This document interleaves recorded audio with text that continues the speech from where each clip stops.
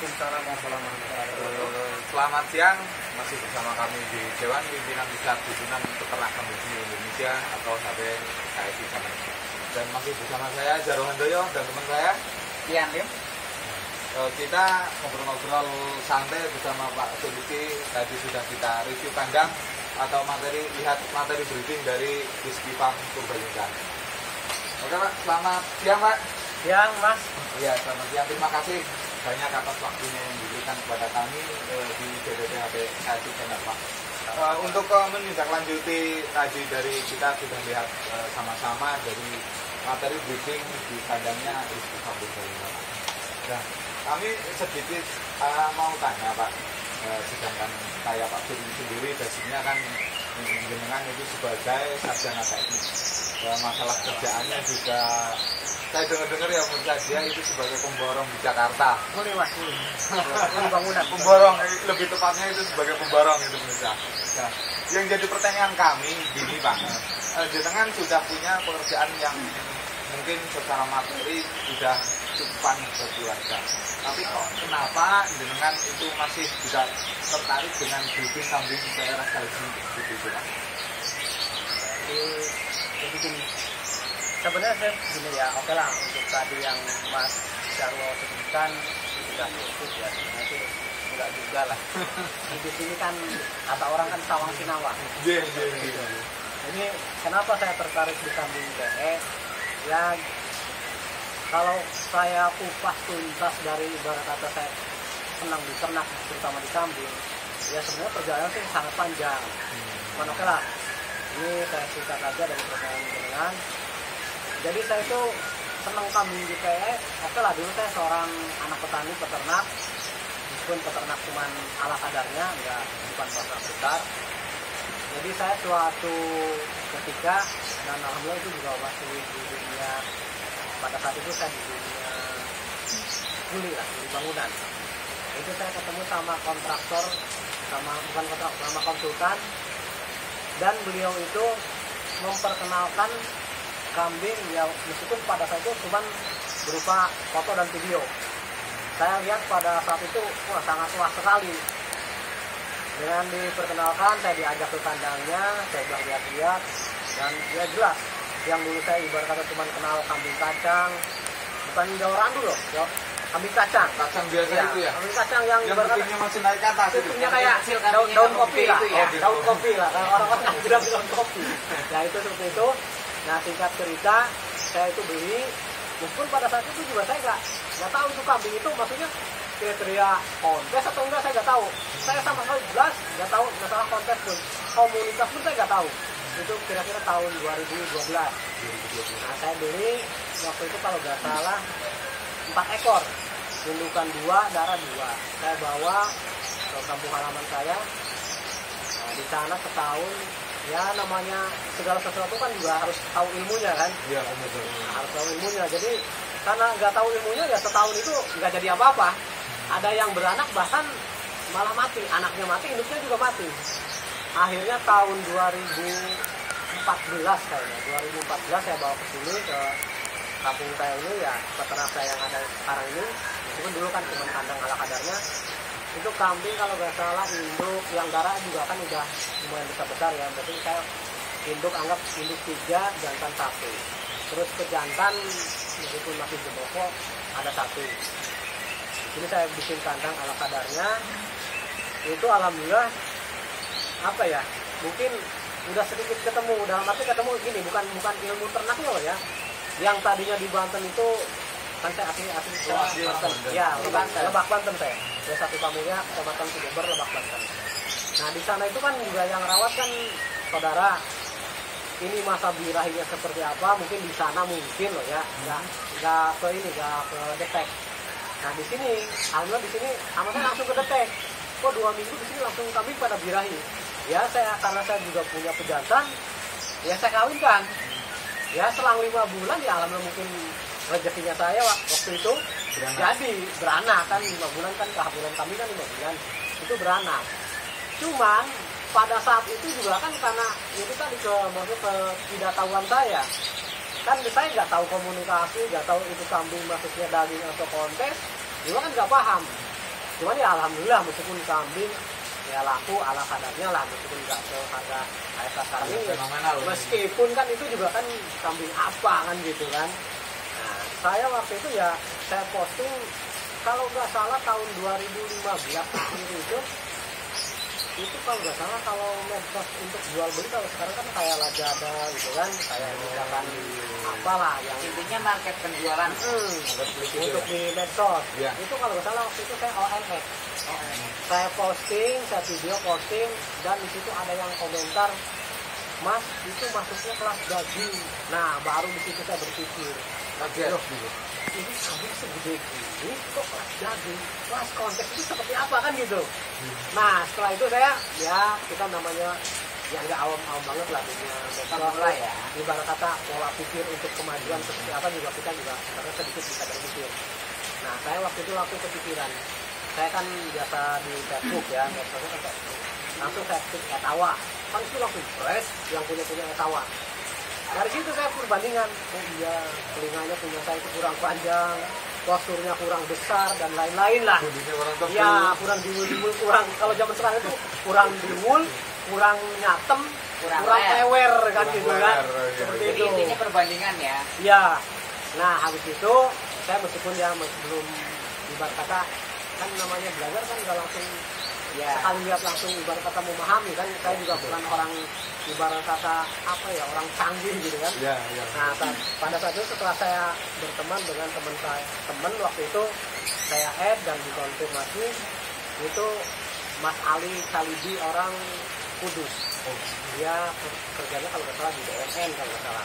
Nah saya diminta kalau misalnya serius untuk di samping Etawa kontes ya diperkirakan untuk main ke kandangnya. Saya pada saat itu juga ya, karena semangat saya ibarat kata saya harus punya kambing kontes. Kalau nggak salah saya berangkat dari sini jam 9 pagi. Nyampe Kudus itu karena dulu kan belum ada tol ya, masih Pantura lah, masih jalur biasa. Maghrib. Nyampe sana itu maghrib. Nyampe rumahnya Mas Ali itu maghrib. Hampir seharian itu. Iya. Ya, perjalanannya. Hampir seharian itu maghrib di sana cuma lihat kambing, jebret, ibarat kata, oh iya. Posturnya lebih gede, rewosnya lebih panjang, bulunya lebih dibul, lebih nyadil, lebih viewer kan gitu kan. Nah itu sejarahnya. Nah setelah itu kan saya juga ditawarin, ya, cuman saya kan dalam hati saya ini kami udah usia, kita agak berani. Setelah itu ya alhamdulillah Mas Ali Khalidi itu yang orang Kudus memperkenalkan saya dengan Pak Guru Saryanto Wonosobo. Oh, Pak Saryanto Malang. Nah setelah itu saya ditawarin kami usia tapi betina ya, usia kalau nggak salah mungkin 2-3 bulan ya. Nah dengan harga, iya masih cepet dengan harga ibarat kata harga kambing ibu usia segitu, harga misalkan anggap saya sebutin aja ya, 8 juta gitu kan. Nah, ya sangat kaget. Biasa kita di kampung gitu kan, kambing paling ibarat kata ratusan ini. Iya, ratusan ribu lah, di bawah 1 juta. Loh, ini kambing kok 8 juta gitu kan. Ada fantastis ya Mas ya. Betul. Ada masanya itu udah luar biasa. Luar biasa. Iya. Nah, waktu itu waktu saya tanya-tanya lagi terus, meskipun saya apa ya, karena masih ibarat kata masih banyak mikir lah. Meskipun ya tetap saya harus punya. Nah, alhamdulillah kambing saya yang kelas daging tadi yang udah jelas itu kategorinya kelas daging. Itu kalau nggak salah ada 8 ekor. Saya gimana caranya? Ya kalau di bahasa saya, bukan prinsip tes dulu. Nasi udah menjadi bubur, gimana ini biar bubur ini tetap kemakan enak. Meskipun ibarat kata, sekarang bubur biar enak ya, berarti harus nambah modal lagi dong. Dari ayam dan bumbu lain jadi bubur ayam seperti itu ya. Nah itu kambing yang 8 ekor itu saya jual.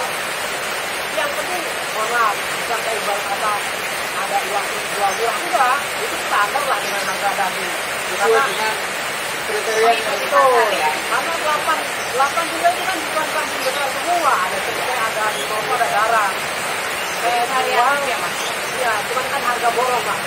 Harga borong. Pokoknya kambing 8 itu anggap pemerasannya 2 jutaan. Saya jual 16 juta. Langsung uang itu saya nggak ibarat kata setor rumah ke keluarga istri atau istri lah terutama saya nggak setor cuma ikut mengetahui saja nilainya ya saya bikinkan kandang yang paling pojok tadi itu yang tadi itu ya, kita yang setelah tidur, itu. Langsung bikin kandang, setelah itu saya berarti harus punya modal lagi yang itu. Akhirnya yang Pak Bursa yang ketawaran ke saya kapan juga tawar menawar, alhamdulillah saya kasih diskon harganya sekitar 500. Dan pada saat itu saya janjian di alun-alun Banjarnegara. Saya nggak tahu itu Banjarnegara ada kambing kontes, Wonosobo ada kambing kontes, bahkan ibarat kata yang kita sekarang kenal kambing daerah sekali gitu, ibaratnya kalau getihnya sendiri, saya nggak tahu. Saya sama sekali nggak tahu. Tapi waktu itu saya janjian di Banjarnegara, ya saya kesana perjalanan Banjarnegara ketemu, dan setelah itu saya alhamdulillah sama Pak Bursa kok dibawa main ke salah satu kandang yang awalnya sekarang jadi ketua umum kita, Pak Haji Wisono. Iya. Ini sekarang ketua desa itu Pak. Dan itu saya, wah benar-benar lebih kaget lagi Mas. Itu kalau kita hari Sabtu. Hari Sabtu itu Tambah menarik lagi nih, bisa. saya di kandangnya Pak Haji Wisono, kebetulan itu yang namanya Birawa, itu lagi dimatikan. Wah, makin kaget lagi, kami ada seperti ini. Yang tadinya kan gambarannya maaf, dan kita kan bertugas juga. Wah, tapi kalau saya katakan pada saat ini ya, kan kalau bukan tidak paham, itu udah hapus, itu udah nggak bisa konsep. Tapi begitu ke kandangnya Pak Wisono tadi, itu kambing lagi, Pak, kalau saat ini kan kambing itu lagi bagus-bagusnya. Empire lagi. Ya, lagi empire. Nah, itu lagi dimatiin, lagi dicuci. Perawatannya itu kok sampai mati, campur, susu, dan lain-lain. Kan udah buah lagi. Berarti itu kita tahun berapa itu Pak? Waktu dengan itu silaturahmi ke kayaknya Pak itu. Saya yakin itu tahun 2015. 2015 itu. Nah, itu begitu. Dan itu pun kenapa waktu hari Sabtu itu dibandingin. Hari Minggu itu ada taruh satu kalau nggak tahu di Purworejo. Ada kontes hari Minggunya, makanya hari ini. Jadi kalau bahasa kita saat ini lagi di servis. Hari Sabtu itu Salam dulu ya, Bapak Salam. Nah, itu saya ya ada untuk tetap pembagian kandang-kandang yang lanjutnya kandang-kandang yang lain di samping itu, dia kan pembagian sama kandangnya kan nggak jauh. Saya waktu itu langsung dan bisa untuk lihat-lihat di juga.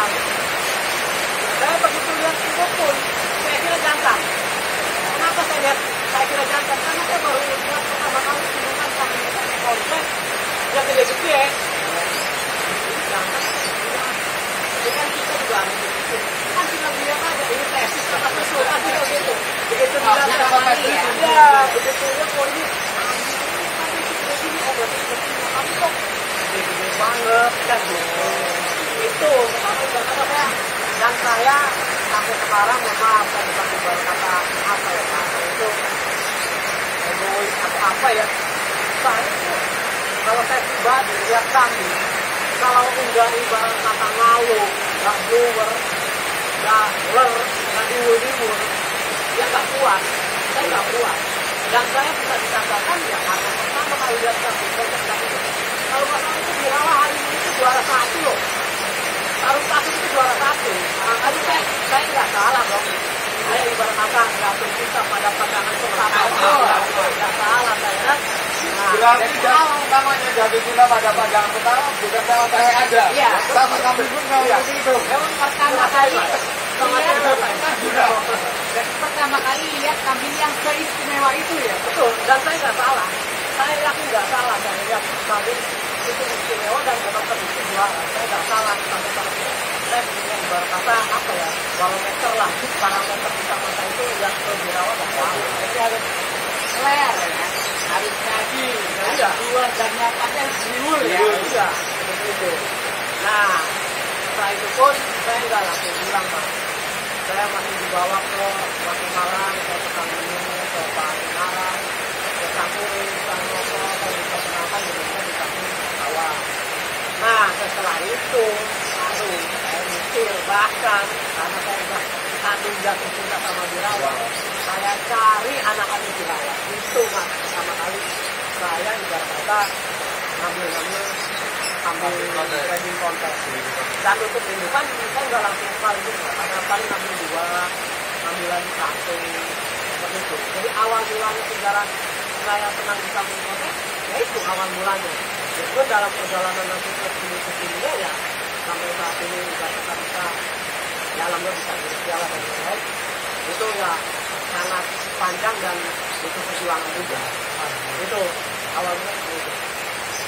Awal mulanya karena itu ya berkenalan dengan teman ya. Oh iya, dia jelas. Teman memberitahu tentang kambing etawa. Nah, ini kan kita juga udah ya sambil ya orang-orang. Kita kan tadi udah review materi breeding kandang juga. Kita udah lihat maskot dari Rizky Farm Purbalingga yang namanya Jenderal Covid sama Satria. Nah, mari kita kulik lebih dalam lagi biar kita lebih tahu maskot dari Rizky Farm. Kalau boleh tahu ya Pak ya, historinya itu apa, maskot dari Rizky Farm kayak Jenderal Covid, kayak Satria itu dapat dari mana, atau anakannya siapa, atau anakan sendiri, atau gimana Pak? Jadi gini, ya alhamdulillah kalau untuk Jenderal Covid itu kan bukan hasil ternakan saya ngambil dari Mas Wirul, Banyuwangi, itu kan masih satu keluarga sama Mas Adis, Abdul Aziz, Banyuwangi. Jadi historinya itu sebenarnya gini, saya itu kan kalau ke kontes itu ya kita kan namanya orang berpikir terus pengen maju itu kan selalu ibarat kata nyari ilmu baru lah. Nah, Ada itu referensi gitu ya? betul. Jadi saya kalau setiap ke kontes saya pasti keliling dalam arti bukan ibarat kata wah musuhnya seperti apa, enggak, saya enggak seperti itu. Karena bagi saya itu kontes ya emang tujuan di akhir itu kan ibarat kata kita pengen kambingnya juara. Cuman kan kalau secara istilah saya itu juara itu ya bonus. Oh iya. Nah jadi gini, saya waktu itu keliling lihat-lihat, kalau nggak salah di Jombang saya keliling, oh ini kayaknya meskipun saya juga ya masih biasa lah, masih belajar. Ini kayaknya kambing untuk kedepannya bagus gitu kan. Tapi kalau beli kita di kontes kan jelas saya nggak mampu. Harganya gitu Ya ya? harganya. Cuman secara dari pembelajaran saya ibarat kata sering menemui kambing di kontes, ya meskipun kita juga ibarat kata nggak mungkin langsung saklek atau misalnya 100% akan paham kedepannya seperti apa. Cuman kan kita juga udah dari pembelajaran sudah bisa menebak ini kami akan seperti apa kan. Itu saya udah lihat itu dulu namanya kan NG Junior, dan itu pun saya nggak tanya-tanya, cuman kalian kami bagus nih kedepannya. Dan pada saat itu kami kalau salah juara. Nah singkat cerita pas kemarin bulan puasa kemarin ini tahun 2020 saya lagi tugas di Jakarta. Alhamdulillah Mbak Anis yang punya kami fenomenal pakai saya masih dulu WA. Jadi Mbak Anis ngirim foto, ngirim video, berikut pertanyaan, Bang seneng nggak dengan kambing ini? Nah saya kan paham, meskipun itu kan waktu di Jombang mungkin tahun 2018 atau ya, atau 2019 itu. Saya kan kemarin 2020 yang setahun yang lalu lah. Saya agak lama juga ya. Iya. Senang nggak dengan kambing ini? Lah senang, Bah. Lo paham? Ya paham. Lo punya siapa? Ya saya sebutkan.